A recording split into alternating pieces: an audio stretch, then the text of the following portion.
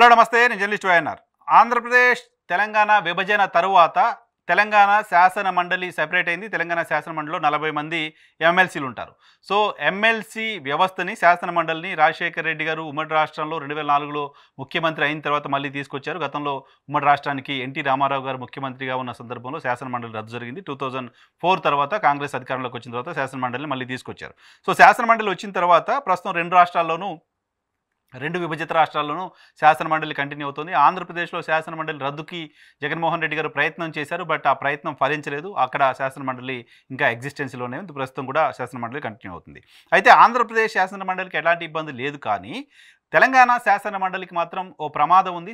తెలంగాణ శాసన మండలి రద్దయ్యే ప్రమాదం ఉంది అంటూ వార్తలు వస్తున్నాయి. సో దానికి సంబంధించిన కొన్ని ఎవిడెన్సెస్ని సీనియర్ పొలిటీషియన్, మాజీ ఎంపీ బోయినపల్లి వినోద్ కుమార్ గారు చెప్తున్నారు. ఆయన చెప్తున్న దాని ప్రకారం ఆర్టికల్ 169 ప్రకారం శాసన మండలిలో 40 సీట్ల కంటే తక్కువ ఉండకూడదు. తక్కువ ఉంటే ఆ శాసన మండలి రద్దు అవుతుంది. సో ఆర్టికల్ 169 ప్రకారం ప్రస్తుతం మన దగ్గర తెలంగాణ రాష్ట్రంలో 40 మంది శాసన మండలి సభ్యులు ఉన్నారు.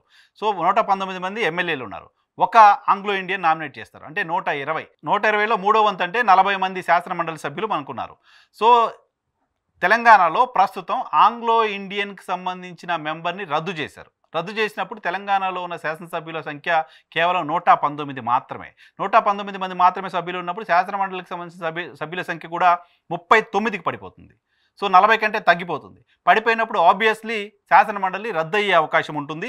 ఆర్టికల్ 171 ప్రకారం శాసనసభ సీట్లలో 3వ వంతు కౌన్సిల్ సభ్యులు ఉండాలి.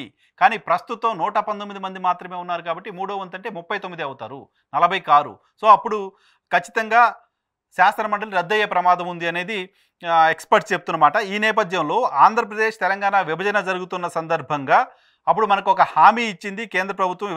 విభజన సందర్భంగా కేంద్ర ప్రభుత్వం మనకి ఇచ్చిన హామీ ఏపీ పునర్విభజన చట్టంలోని సెక్షన్ 26 ప్రకారం 2 రాష్ట్రాల్లోనూ నియోజకవర్గాల విభజనకు సంబంధించిన హామీ ఇచ్చింది. నియోజకవర్గాల విభజన కనుక జరిగితే తెలంగాణలోనూ ఆంధ్రప్రదేశ్లోనూ ఎమ్మెల్యే అభ్యర్థుల సంఖ్య పెరుగుతుంది, ఎమ్మెల్యే స్థానాల సంఖ్య పెరుగుతుంది. పెరిగినప్పుడు మనకి సమస్య రాదు. సో తెలంగాణలో 153 మంది ఎమ్మెల్యేలు ఉండడానికి సంబంధించిన అవకాశం ఉంటుంది. ఆంధ్రప్రదేశ్లో కూడా అదే స్థాయిలో నంబర్ పెరిగే పరిస్థితి ఉంటుంది.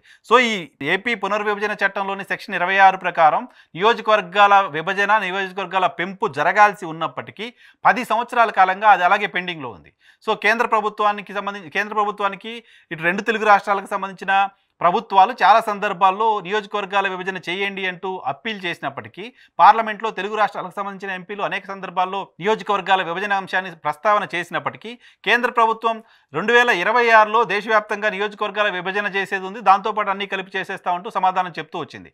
సో ఇప్పుడు 26కి ఇంకా 2 సంవత్సరాల సమయం ఉంది కాబట్టి ఇప్పటికిప్పుడు జరిగే పరిస్థితి లేదు. కాబట్టి సో ఇమీడియట్గా తెలుగు రాష్ట్రాలకు సంబంధించి ఏపీ పునర్విభజన చట్టంలో కేంద్రం హామీ ఇచ్చినట్టుగా తక్షణం నియోజకవర్గ పునర్విభజన జరగాలంటూ ఒత్తిడి తీసుకురావాల్సిన అవసరం ఉంది. సో అలా ఒత్తిడి తీసుకొస్తే మాత్రమే శాసన మండలికి సంబంధించిన ఎగ్జిస్టెన్సీ ఉండే పరిస్థితి ఉంటుంది.